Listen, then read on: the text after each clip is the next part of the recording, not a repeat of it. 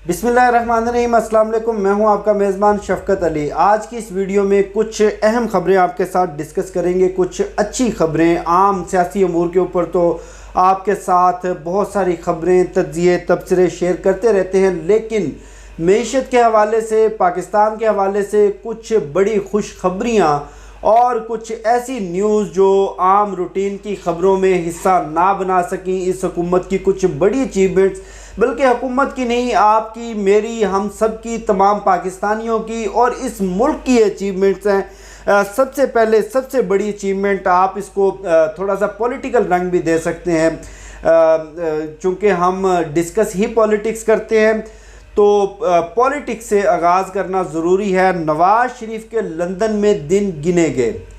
कैसे गिने गए? हुकूमत ने जो बरतानवी हुकूमत के साथ राब्ते किए थे, कुछ बाज़ाब्ता दरख्वास्तें दी थी बरतानवी हुकूमत को मुजरिम नवाज़ शरीफ की वतन वापसी के लिए, पाकिस्तान में उनकी तहवील के लिए, उन राब्तों में कुछ मस्बत पेशरफ्त हुई है और बरतानवी हुकूमत की जानिब से ग्रीन सिग्नल दिया गया है। और जो हुकूमत पाकिस्तान की जानिब से जो एक पूरा लीगल प्रोसेस था, 3 चैनल्स के ज़रिए ये सारा लीगल प्रोसेस शुरू किया गया, वो लीगल प्रोसेस बड़ी तेज़ी से आगे बढ़ रहा है।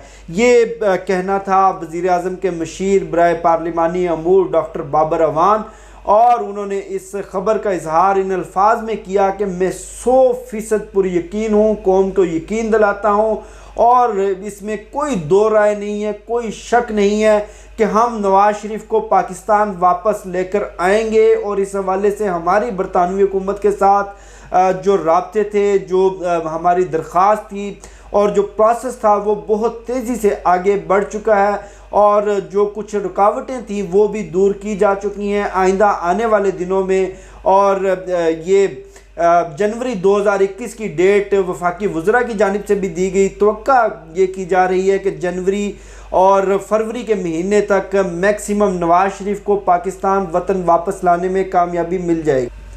अब नवाज़ शरीफ ने भी अपना अंजाम करीब देखते हुए गैर मुल्की आकाओं के साथ मुलाकातें और राब्ते तेज़ कर दिए हैं और उनकी कोशिश ये है कि लंदन से कोई नया ठिकाना तलाश किया जाए।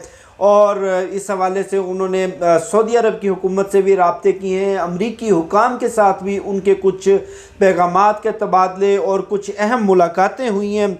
अब देखते हैं कि नवाज़ शरीफ को घसीट कर पाकिस्तान वापस लाया जाएगा या वो अपने लिए कोई नया बंदोबस्त करते हैं, अपने लिए कोई नया ठिकाना तलाश करते हैं। उम्मीद यही की जा सकती है कि जिस तरह हुकूमत ने, वफाकी वज़रा ने दावे किए हैं और जिस तरह से हुकूमत कोशिशें कर रही है, इंशाअल्लाह बहुत जल्द मुजरिम नवाज़ शरीफ को पाकिस्तान की अदालतों के सामने पेश कर दिया जाएगा और इनकी जो बाकी मानदा सज़ा है वो कोट लखपत जेल में अपने भाई शहबाज शरीफ और अपने भतीजे हमजा शहबाज के साथ अपनी सज़ा पूरी करेंगे। अब अपोजिशन का ये सारा ड्रामा, अपोजिशन का ये सारा सर्कस, अपोजिशन का भानमती का कुंबा, इसके किस्से, इसकी कहानियाँ, इसकी ख़बरें आप रोज़ाना सुनते होंगे, लेकिन मैं पहले दिन से और पाकिस्तान के तमाम बड़े तज्ज़ियाकार रोज़े अव्वल से इस बात का इजहार कर रहे हैं कि हुकूमत के लिए ना तो अपोजिशन कोई ख़तरा है, हुकूमत के लिए ना तो ये भगोड़े जो पाकिस्तान की अदालतों से इश्तिहारी होकर लंदन में बैठकर पाकिस्तान के ख़िलाफ़ साजिशें कर रहे हैं, ना ये कोई बड़ा ख़तरा है। हुकूमत के लिए जो सबसे बड़ा ख़तरा महंगाई है, हुकूमत के लिए सबसे बड़ा ख़तरा कमज़ोर मईशत है।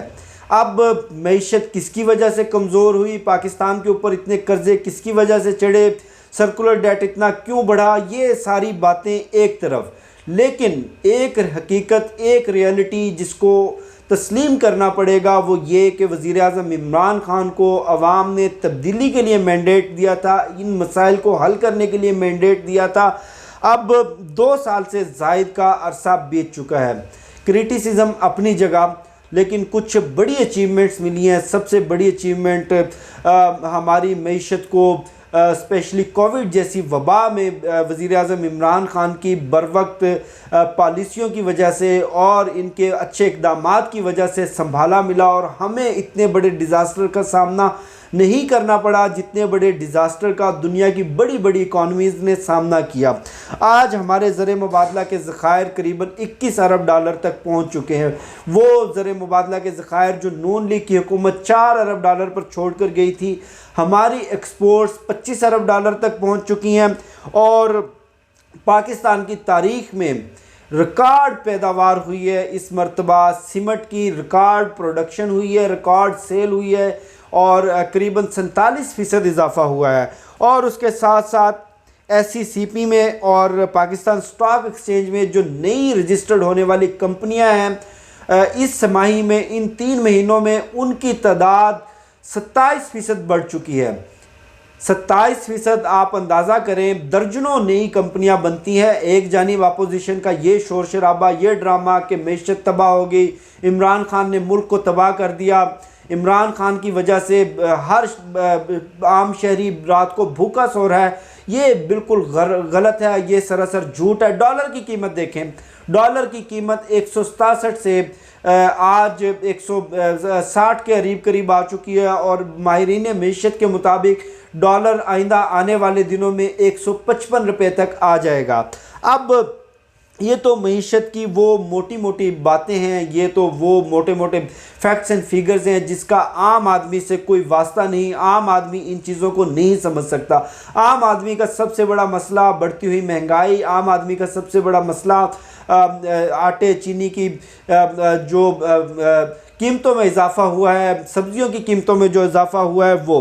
अब महंगाई के हवाले से वज़ीर आज़म इमरान खान ने कुछ इक़दामात लिए। डेफिनेटली वो इक़दामात फौरी तौर पर मार्केट में इम्पैक्ट आना नामुमकिन था। ग्रेजुअली उसका इम्पैक्ट आना था उन इक़दामात का और ग्रेजुअली इम्पैक्ट आना शुरू हो चुका है। नंबर 1, सब्जियों की कीमतों के हवाले से बड़ा शोर शराबा किया जा रहा है। सब्जियों की कीमतों के हवाले से मैं आपको बता दूं कि सब्जियों की कीमतें कोविड की वजह से जो एक सप्लाई चेन होती है, वो सप्लाई चेन डिस्टर्ब होने की वजह से उनमें इजाफा हुआ। आप देखें, टमाटर की कीमत आज 160 रुपये किलो है। नहीं होनी चाहिए, मैं भी अफोर्ड नहीं कर सकता, बहुत सारे करोड़ों पाकिस्तानी अफोर्ड नहीं कर सकते, गरीब आदमी, मिडिल क्लास बंदा तो किसी सूरत नहीं अफोर्ड कर सकता। लेकिन क्या आपने कभी सोचा है कि टमाटर की कीमत में इतना इजाफा क्यों हुआ? क्योंकि टमाटर पाकिस्तान की अपनी प्रोडक्शन नहीं है। हमारा किसान इतना टमाटर पैदा नहीं करता। हम 5 अगस्त के इक़दाम से पहले टमाटर और प्याज भारत से इंपोर्ट करते थे, उसके बाद हम ईरान से इंपोर्ट करने लगे और ईरान से टमाटर की तिजारत कोविड की वजह से सप्लाई चेन मुतासिर होने की वजह से बंद हो चुकी है, जिसकी वजह से टमाटर की कीमतों में इतना इजाफा हुआ। अब आटे की कीमत, गंदम के बहरान के ऊपर बड़ा शोर मचाया जा रहा था। आटे की कीमत आज, मैं भी एक गरीब आदमी हूँ, मैं बता दूँ, मैं किसी की तर्जुमानी नहीं कर रहा। जिन मसाइल का मुझे सामना है, जिन मसाइल का आम पाकिस्तानी को सामना है, बिल्कुल वही सारी चीज़ें मेरे घर वाले और मैं भी फेस करता हूँ।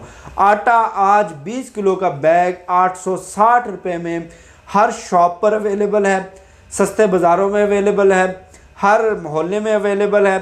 अब पंजाब हुकूमत ने और वफाकी हुकूमत ने यह फैसला किया है कि 20 किलो वाला बैग 860 रुपये से कम करके उसकी कीमत 800 रुपये की जाएगी। दूसरा, बहुत सारे लोग कंफ्यूज होते हैं कि वो आटा सब स्टैंडर्ड है, खाने के काबिल नहीं, वाइट आटा है। वो मार्केट से चक्की का आटा ख़रीदने के लिए जाते हैं जिसकी कीमत 75 से 80 रुपये किलो, जो कि 20 किलो का बैग 1500 से 1600 रुपये का बनता है, जिसकी वजह से लोग हुकूमत को गालियां देते हैं कि 20 किलो का बैग तो 1600 का है, जबकि 20 किलो का बैग 860 रुपये में भी अवेलेबल है। लेकिन चूंकि कुछ लोग सफ़ेद आटा पसंद नहीं करते, हुकूमत ने यह फैसला किया है कि अब आवाम को 800 रुपये में चक्की के आटे के स्टैंडर्ड का आटा फ्राहम किया जाएगा, ताकि ये जो क्लास डिफरेंस है ये ख़त्म हो जाए। उसके अलावा चीनी जो हुकूमत ने इंपोर्ट की थी वो पाकिस्तान पहुंच चुकी है। 83 रुपये किलो सस्ते बाज़ारों में अवेलेबल है, 68 रुपये किलो यूटिलिटी स्टोर्स के ऊपर अवेलेबल है। और महंगाई की शरह में जो इजाफा देखा जा रहा था वो ग्रेजुअली 10% से गिरते हुए 7% पर आ चुका है।